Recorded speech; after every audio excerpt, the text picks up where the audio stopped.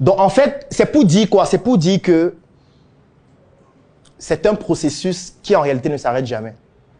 C'est un processus amélioratif qui s'adapte au fur et à mesure. Et si j'avais su ça avant, je n'aurais pas lancé autant de business, parfois pour rien. Parfois pour rien. Et chaque business, en réalité, c'est de l'argent. C'est du temps. C'est de l'énergie. Ce sont des rêves qui ne sont pas seulement les tiens. Parce que quand tu crées un business, tu développes des rêves, même pour ceux qui y croient. Parce que tu peux parfois lancer un business. Après, il y a des gens qui croient au rêve de ce business-là. Et ils adhèrent.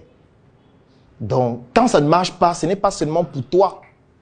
Tu n'es pas en train de créer du tort pour toi seul. Tu es en train de créer du tort pour beaucoup de gens. Même inconsciemment. Est-ce que tu sais que le fait de lancer un business et que ce business échoue, ça donne l'idée ou la perception à ceux qui étaient en train de se lancer dans le même business que ça ne marche pas. Surtout si ces personnes-là te voyaient comme un modèle. Je prends un exemple. Docteur Bonnier est là. Il a la plateforme Allo Docteur, magnifique plateforme en ligne. Il y a des étudiants en médecine qui sont en train de le suivre. Qui se disent que quand il va sortir de la fac, je vais me lancer comme mon aîné. Je vais aussi créer une plateforme comme lui. Bon, maintenant, imaginez que sa plateforme ne fonctionne plus. Et que vraiment, un jour, il se confesse. Il dit vraiment, j'ai tout donné. Ça ne marche pas. L'étudiant qui est en 5e année, qui voit ça, son aîné, qui était un modèle pour lui, qui a créé une plateforme et qui ne fonctionne pas. En fait, c'est en train de briser le rêve de beaucoup de personnes, même inconsciemment. Il va se dire, ça veut dire que moi, alors qui ne suis pas aussi intelligent que lui, ça ne sert même à rien d'essayer. Ça ne sert à rien. C'est mieux que je reste calme et je cherche un hôpital où je vais travailler tout simplement. Donc, ça inspire des personnes. Après, il y a des personnes qui sont téméraires, bien évidemment, qui vont se dire, bon, peut-être lui n'avait pas les bonnes astuces. Moi, je vais trouver le moyen de pouvoir braver cela et je ne vais pas commettre les mêmes erreurs que lui. D'autres vont s'inspirer peut-être de ce qui n'a pas marché afin de pouvoir corriger ça. Mais ce n'est pas tout le monde qui aura forcément cette psychologie. Donc, la première chose que j'aurais dû savoir, c'est que lancer plusieurs business, ce n'est pas une bonne chose quand on n'est pas suffisamment préparé. Pour lancer plusieurs business, il faut être suffisamment préparé. Je ne parle pas d'un business qui nécessite déjà une préparation en soi. Il faut être extrêmement préparé. Au-delà de la préparation, il faut être rigoureusement discipliné. Ça demande une discipline qui parfois peut devenir même machiavélique. Ça peut donner l'impression même aux gens que tu es devenu quelqu'un même de méchant. Parce que la moindre erreur peut tout gâcher. Et parfois cette erreur-là découle de certains manquements sur le plan de la discipline que tu ne t'infliges pas déjà même à toi-même. Si quelqu'un n'est pas organisé, pardon, ne lancez pas plusieurs business. Si vous n'êtes pas discipliné, ne lancez pas plusieurs business. Si vous n'avez pas une vision claire de ce que vous voulez faire, ne lancez pas plusieurs business. Parce qu'une autre chose que je ne comprenais pas, c'est que quand tu lances plusieurs business, il doit y avoir un fil conducteur de tous les business. Les business doivent être liés. Ça ne doit pas être détaché.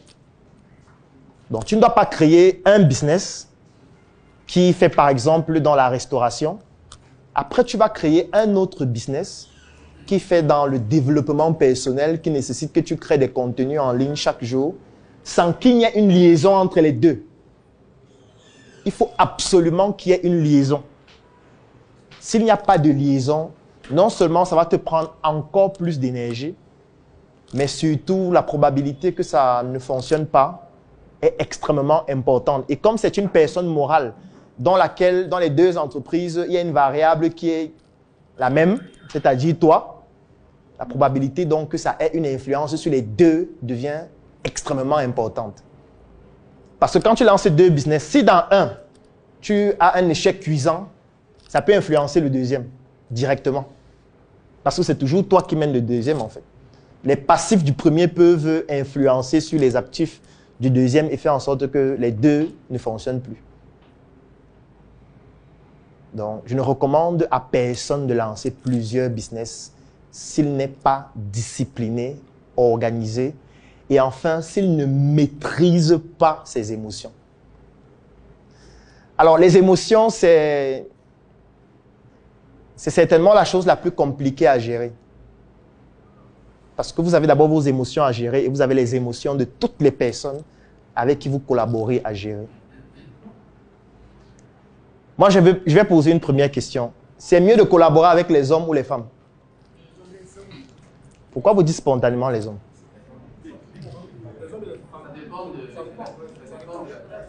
De la tâche. S'il faut, par exemple, quelqu'un pour gérer l'accueil, c'est mieux un homme ou une femme? Pourquoi?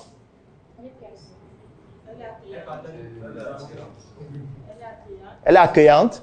Quoi d'autre? Elle aime les commentaires. Elle est plus sensible. Ça veut dire qu'elle est aussi plus facile à draguer. Oui, bien sûr. Elle parle beaucoup. Est-ce que c'est une bonne chose ou une mauvaise chose? Le fait qu'elle parle beaucoup.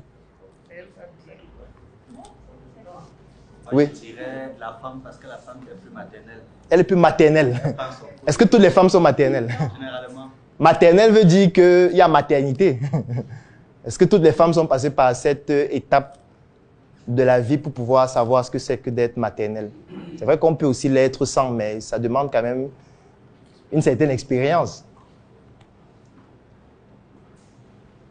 Vous voyez que ce n'est pas évident de savoir si c'est un homme ou c'est une femme à choisir. Il y a des entreprises où l'idéal, ce serait d'avoir un homme à l'accueil. Il y a des entreprises où à l'accueil, l'idéal serait d'avoir une femme d'un certain âge. Il y a des entreprises où à l'accueil, il faudrait avoir un homme qui est marié. Il y a des entreprises dans lesquelles c'est mieux qu'à l'accueil, il n'y ait personne à l'accueil. Oui, qu'il n'y ait personne à l'accueil, que ce soit un algorithme ou un ordinateur qui permet de filtrer les gens tout simplement. Maintenant, la question qu'il faut se poser, c'est comment est-ce qu'on fait le choix? Comment on fait le choix? Qu'est-ce qui te dit que ton assistante actuelle n'est pas en train de travailler avec l'un de tes concurrents? Qu'est-ce qui te dit ça? Qu'est-ce qui te dit que ton assistant n'est pas en train de prendre toutes les informations de ton entreprise et chaque soir, elle fait le rapport à quelqu'un qui fait la même activité que toi? Parce que chaque soir, ils vibrent ensemble la nuit. Rien ne te dit ça. Est-ce que vibrer avec elle, c'est vraiment difficile? Surtout qu'elle touche 35 000 par mois. Et tu te dis qu'elle est bien payée. Tu es même fier de passer dans les médias. Moi, j'ai 50 employés. Je suis quelqu'un qui paye au moins le SMIC. Je ne m'amuse pas avec ma ressource humaine. Et personne n'a des retards de salaire chez moi. Mais sauf que c'est 35 000, mon frère. Et nous sommes à Yaoundé. Il y a combien de chambres qui coûtent 35 000 le mois? Bon, quand il a 35 000, c'est pour habiter où? Dans quel quartier? Quand quelqu'un touche 35 000 par mois ici à Yaoundé, il doit vivre dans quel quartier? Bonas. Est-ce que vous avez déjà vu le reportage sur Bonas qui est passé sur Vision 4? Moi, je vous recommande. C'est un reportage que j'ai arrêté dans ma machine. J'avais peur qu'on supprime ça en ligne. Donc, dès que j'ai vu ça, j'ai téléchargé. J'ai gardé ça. J'ai mis dans le cloud aussi pour suivre ça régulièrement. Parce que c'est unique au monde. Vous imaginez si votre assistant de direction vit à Bonas, les influences que cela entraîne? Parce qu'elle vit à Bonas, ça veut dire qu'elle aura régulièrement les problèmes pour manger. Elle aura régulièrement les problèmes pour venir au travail à l'heure. Elle aura régulièrement les problèmes d'insécurité. Elle aura régulièrement. Et vous pensez que ça n'a pas d'influence sur l'entreprise? C'est une influence directe.